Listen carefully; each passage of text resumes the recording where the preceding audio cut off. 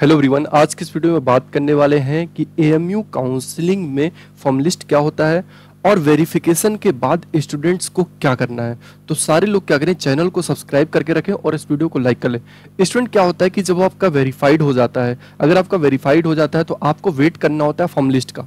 Form list क्या होता है इसके बारे में अभी हम बात करते हैं। अगर किसी का वेरीफाइड नहीं होता है और उसका रिजेक्ट हो जाता है, सबमिशन दोबारा सबमिट करने के लिए बोला जाता है, तो वो क्या कर सकता है कि जो भी रिलेटेड डॉक्यूमेंट जो है सबमिट करना है वो एक बार उसको मौका मिलता है, वो सबमिट कर सकता है। सबमिट करने के बाद उसका दोबारा वेरीफाई हो जाता है। तो आई थिंक सारे लोगों का वेरिफिकेशन प्रोसेस हो गया होगा। अब वेरिफिकेशन प्रोसेस के बाद क्या होगा कि आपको वेट करना है फॉर्म लिस्ट का।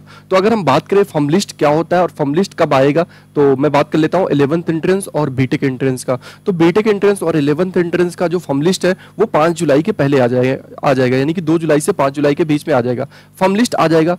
फॉर्म लिस्ट आने के बाद क्या करना है आपको, फॉर्म लिस्ट आने के बाद क्या करना है कि आपको फॉर्म लिस्ट चेक करनी है। फॉर्म लिस्ट में सारे सिलेक्टेड लोगों का नाम आएगा, जितने भी लोगों ने काउंसलिंग किया है, सिलेक्टेड है, उनका नाम आ जाएगा।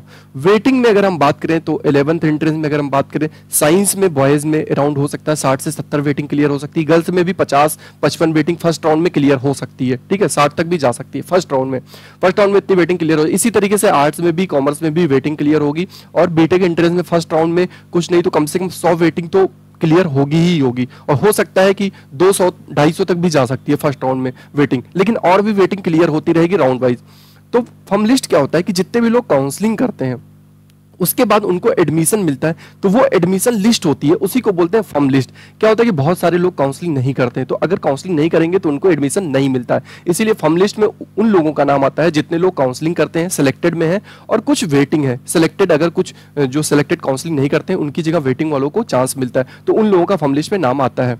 तो अभी हम अगर बात करें तो 11th एंट्रेंस की तो हर साल 3 ही राउंड काउंसलिंग होती है, लेकिन बीटेक एंट्रेंस की तो ये 3 राउंड काउंसलिंग होती है हर साल। इसके बाद भी और भी round, mop up round counselling होती है बीटेक एंट्रेंस की। और 11th एंट्रेंस की अगर हम बात करें तो मॉप अप राउंड का चांस बहुत कम रहता है, क्योंकि सारी वेटिंग क्लियर हो जाती है पहले ही। और बीटेक में मॉप अप राउंड भी होता है, 3 राउंड के बाद भी काउंसलिंग होगी, उसके बारे में हम बताएंगे। लेकिन अभी हम जो है 29 जुलाई तक जो ये काउंसलिंग चलेगी ये तो चलेगी, इसके बाद और डेट आएगी। ठीक है, तो इसमें क्या है कि राउंड 1 में फॉर एग्जांपल आपकी फॉर्म लिस्ट आ गई, अब आपको क्या करना होगा, पेमेंट करना होगा। तो पेमेंट का जो डेट दिया गया है उसके हिसाब से आपको पेमेंट करना होगा। ठीक है, पेमेंट के बाद क्या होगा कि हो सकता है कुछ लोगों की वेटिंग फर्स्ट राउंड में ना क्लियर हो, तो वो क्या कर सकते हैं कि सेकंड राउंड में जाकर के उनको प्रोसीड करना होगा, बस वो प्रोसीड कर सकते हैं। अगर वो प्रोसीड नहीं करेंगे तो ऑटोमेटिक प्रोसीड हो जाएगा सेकंड राउंड में।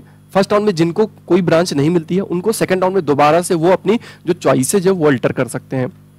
ठीक है, हाँ, इन केस अगर कोई ऐसा स्टूडेंट है जो फर्स्ट राउंड में काउंसलिंग नहीं अटेंड कर पाया था तो वो सेकंड राउंड में आकर के पार्टिसिपेट कर सकता है। इवन अगर सेकंड राउंड में नहीं पार्टिसिपेट कर पाया तो थर्ड राउंड में पार्टिसिपेट कर सकता है। ठीक है, तो इस तरीके से आप पार्टिसिपेट कर सकते हैं। मॉप अप राउंड में वही स्टूडेंट पार्टिसिपेट कर सकते हैं जिन्होंने तीनों राउंड काउंसलिंग में पार्टिसिपेट किया था। Fresh student mop up round में नहीं आ पाता है। मॉप अप राउंड में सिर्फ उन्हीं स्टूडेंट को मौका मिलता है जो ऑलरेडी इन तीनों राउंड में काउंसलिंग की हुई है। तो जो भी लोग जिनको लगता है कि अभी और कोई देखना है वो फर्स्ट राउंड की वजह सेकंड राउंड में आ सकते हैं, लेकिन सेकंड राउंड में आपको या थर्ड राउंड में तभी सीट मिलेगी जब सीट बचती है। गारंटी नहीं है, क्योंकि जो आएगा पहले राउंड में उसको फॉर एग्जांपल सिलेक्टेड नहीं है तो उसकी जगह पे वेटिंग वालों को मिल जाएगा। तो फिर सेकंड राउंड में, थर्ड राउंड में अगर हम बात करें तो सारे लोगों को फर्स्ट राउंड में ही काउंसलिंग कर लेना चाहिए जिनको एडमिशन चाहिए। ठीक है स्टूडेंट, तो ये बात हो गई फॉर्म लिस्ट की। स्टूडेंट, अगर आपको कोई भी ब्रांच मिल जाती है, फॉर एग्जांपल आपको लगता है कि फर्स्ट चॉइस चाहिए थी, आपको 6 चॉइस मिली है, 7 चॉइस मिली है और आपको एएमयू में एडमिशन चाहिए, तो आप क्या करें कि पेमेंट करें। पेमेंट करने के बाद आप अपग्रेडेशन पे यस कर दें। अपग्रेडेशन पे यस कर देंगे, आपका ऑटोमेटिक अपग्रेडेशन चलता रहेगा। लेकिन अगर आपने गलती से भी पेमेंट नहीं किया, आपने सोचा कि अपग्रेडेशन के बाद पेमेंट करेंगे, तो आप काउंसलिंग से बाहर हो जाएंगे और काउंसलिंग में दोबारा पार्टिसिपेट नहीं कर सकते। तो अगर आपको कोई भी ब्रांच मिलती है तो आपको पेमेंट करना मैंडेटरी है, क्योंकि ऐसा होता है कि जब आपने पेमेंट नहीं किया तो आपकी जगह पे क्या होगा, किसी और को एडमिशन मिल जाएगा, वेटिंग वालों को एडमिशन मिल जाएगा, तो फिर आप दोबारा कंसीडर नहीं किए जाएंगे। तो सारे लोग, जितने भी लोग एएमयू में एडमिशन लेना चाहते हैं, वो लोग, उनको कोई भी ब्रांच मिलती है, फॉर एग्जांपल उनको फूड टेक्नोलॉजी मिल रही है, 200 वेटिंग है, तब भी वो पेमेंट कर दें। नेक्स्ट राउंड में क्या होगा, थर्ड राउंड में जाते जाते आपकी और ऊपर तक पहुंच जाएंगे, 100% पहुंच जाएंगे।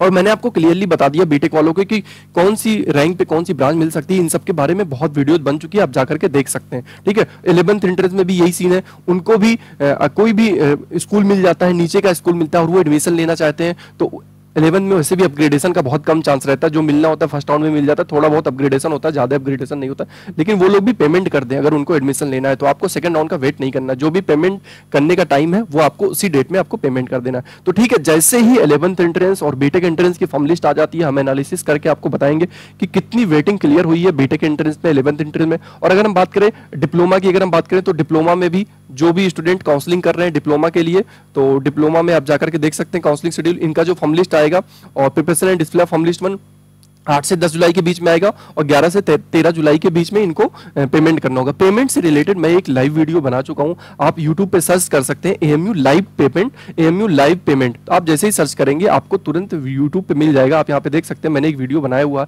ऑलरेडी, तो मैंने बहुत ही अच्छे तरीके से बता दिया था कि किस तरीके से आपको पेमेंट करना है।